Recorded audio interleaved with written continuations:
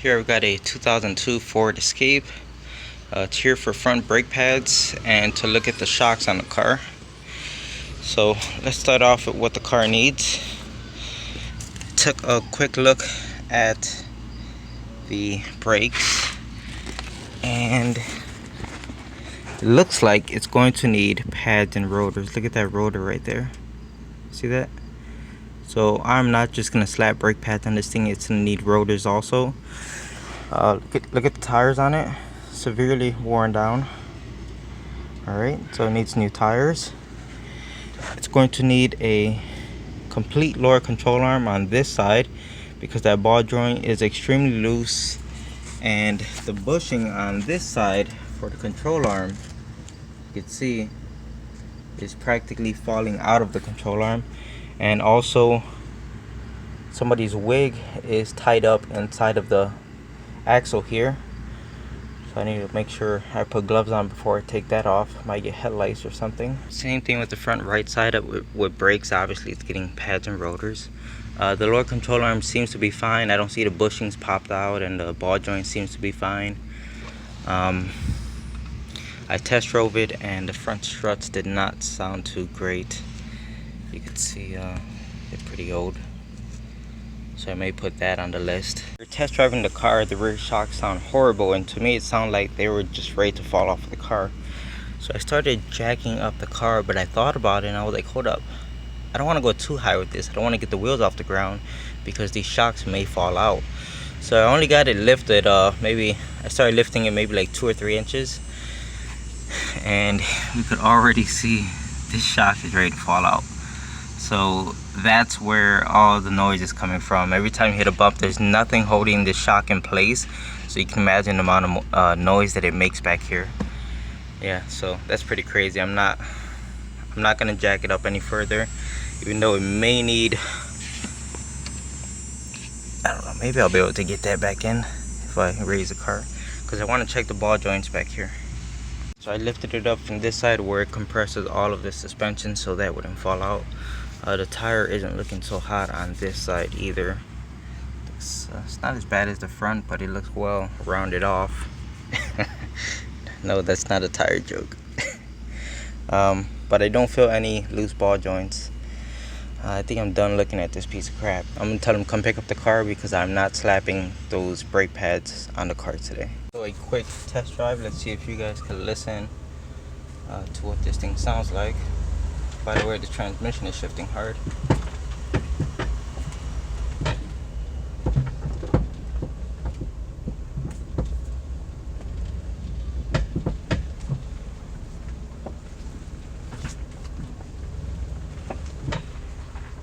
So I'm hoping you guys could already hear that.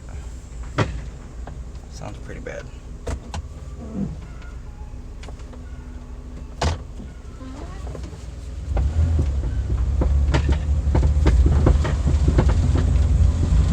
At least it has a new exhaust system.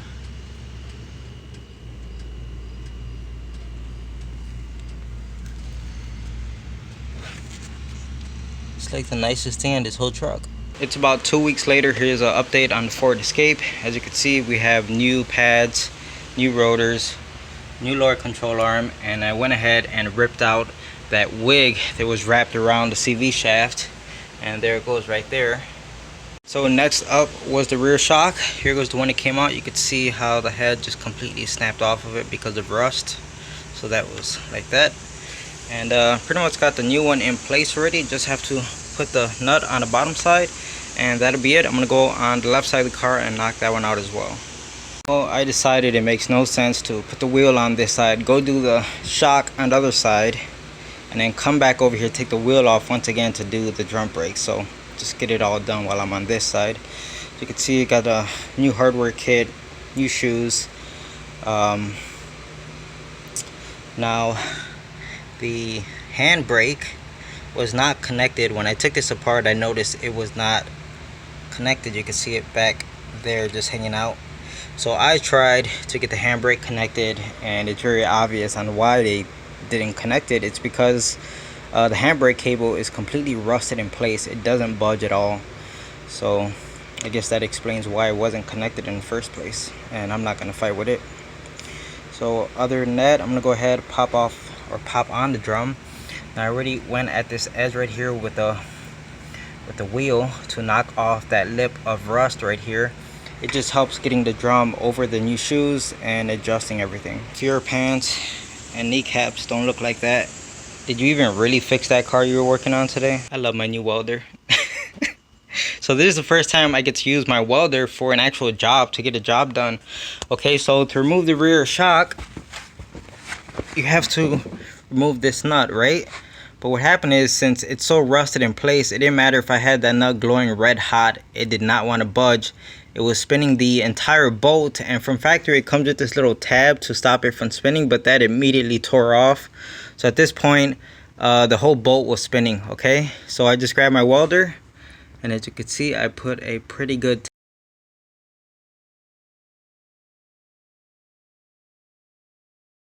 tack on it right there to make sure it wasn't gonna move. And then I came on the backside one more time. I heated up the nut, and the impact gun took it right off, and that thing did not move at all. So I'm really happy.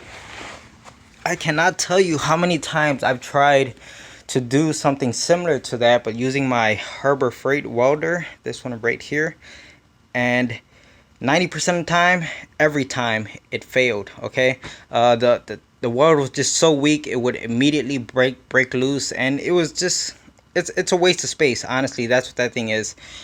Very first try, this thing got the job done. Oh, I'm so happy to have it. I got the shock off of the driver's side, and as you can see, the top half is also broken off now. Originally it was not broken off. I actually broke it off myself trying to remove the nut on the top to get it out of the body.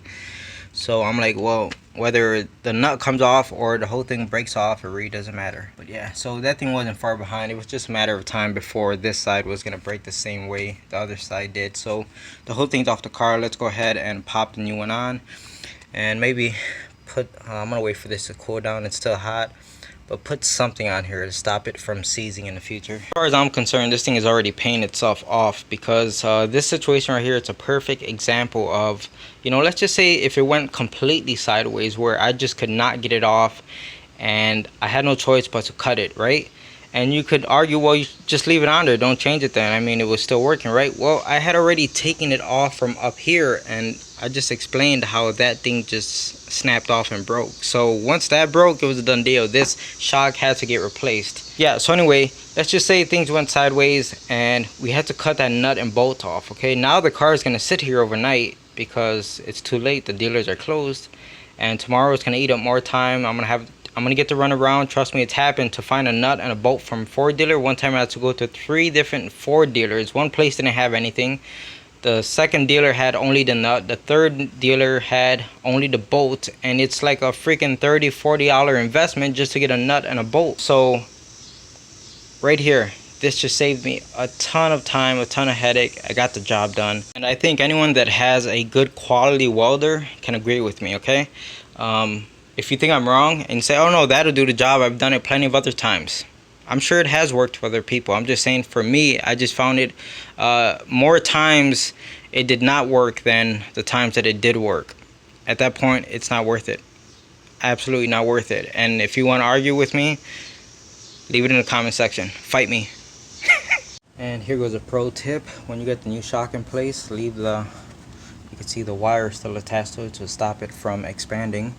So, you know, go ahead, put this side on, and make sure you put your washer on and your bushing, and then we're gonna go ahead and cut this, and as it expands, then you try to guide it into its hole up there. So I'm holding the camera. Hopefully I could do all of this with one hand. And boom, right there. See, that happened pretty quick, so it's a lot easier when you're not holding a camera. But yeah, then just come down here, cut the wire off of this end, and remove it.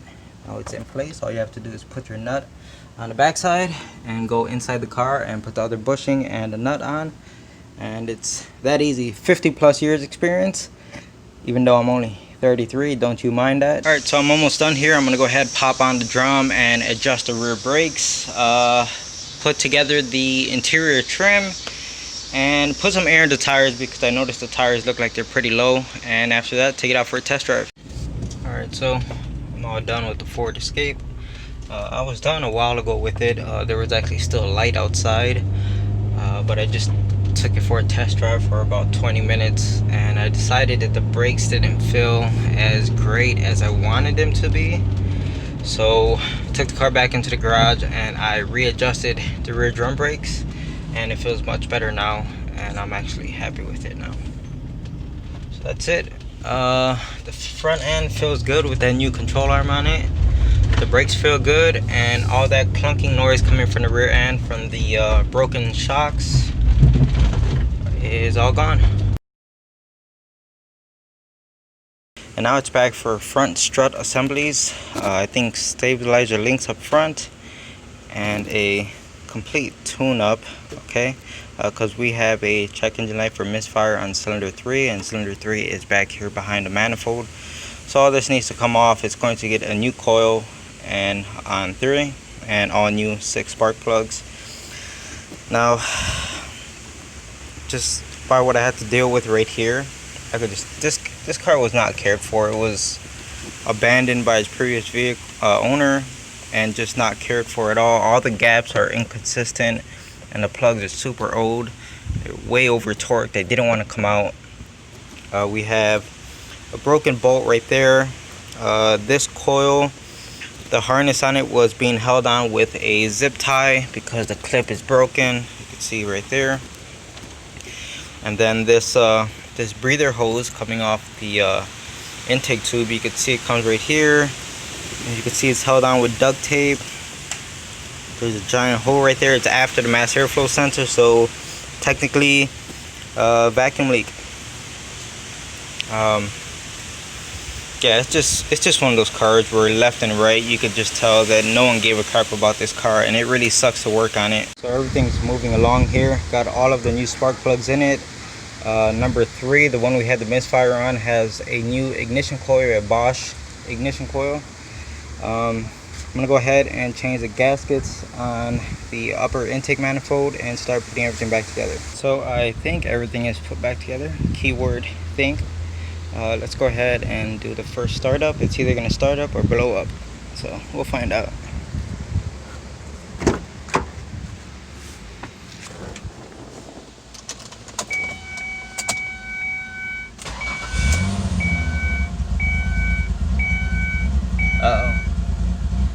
Something's wrong.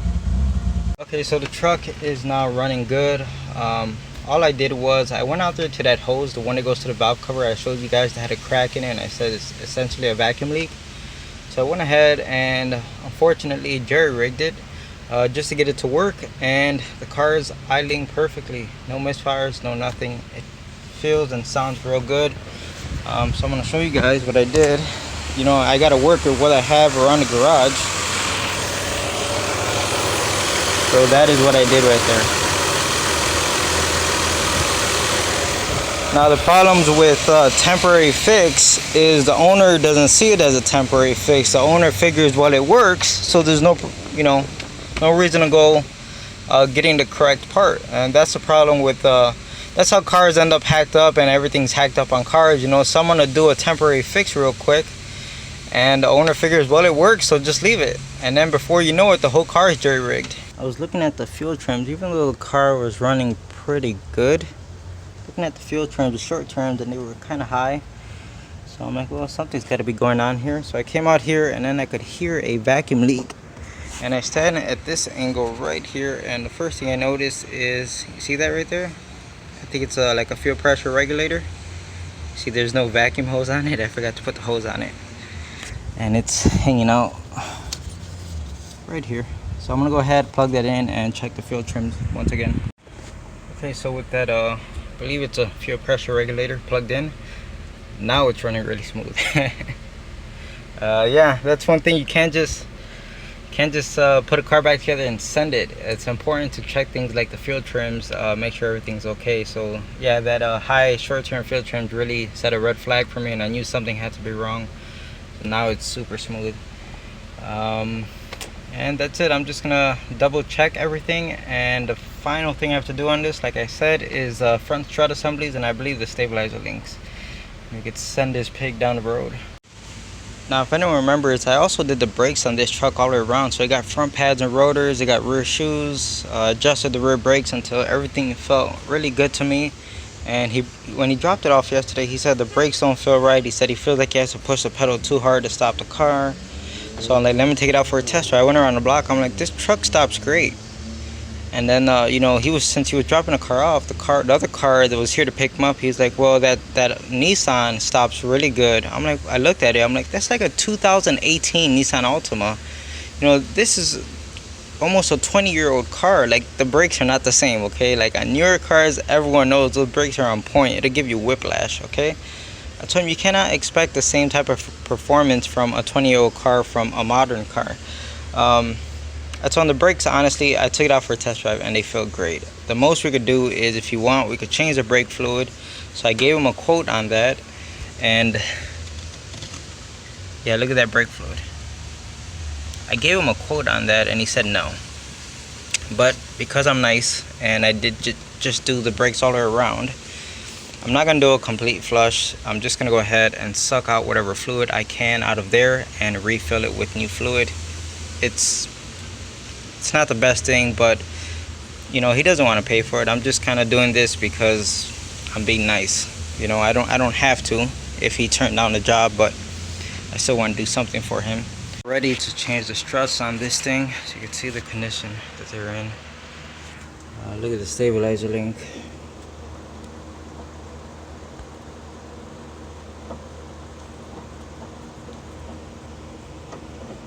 Loosey goosey. And there we have it.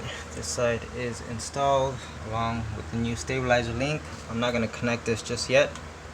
I'm going to go on the other side and finish the other side, and then I'll connect this at the very end. It just kind of helps when you're doing the other side to be able to move that stabilizer bar around to make it easier.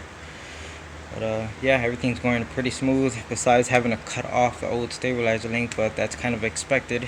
I'm all done with this Ford Escape. Drives pretty good. I don't hear any weird noises coming from up front. It's taking the bumps pretty good, so I'm happy with it. That's it. It drives as good as a 2002 Ford Escape can drive.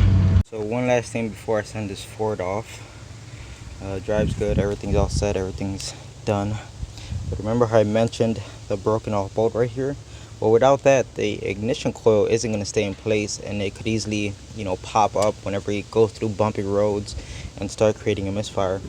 So I got the welder out, and all I did was I welded a thin nut right on, a washer on top of it, and then I welded the nut to the washer. Now it's still kind of hot. Let's see if we can extract this broken stud, basically. Nope, that just broke right off. Let me try one more time. See if I can do a better job this time. The reason why it wasn't such a tight bond is because I'm trying to not put too much heat into this since it's just plastic. Alright, so here goes my second attempt. Let's see if this one will come out. Put a little bit more heat into it.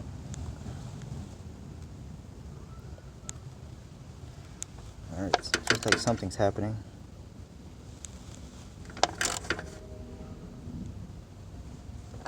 Maybe I should try to work it back and forth.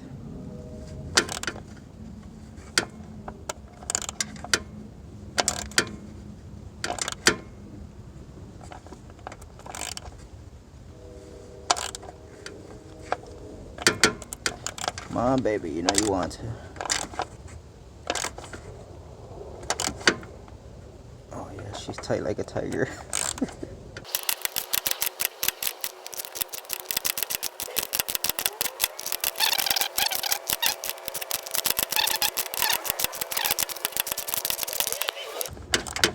Alright, I should be able to take it out with my hands, but I don't want to touch it because it's hot. Let me go get some gloves. Alright.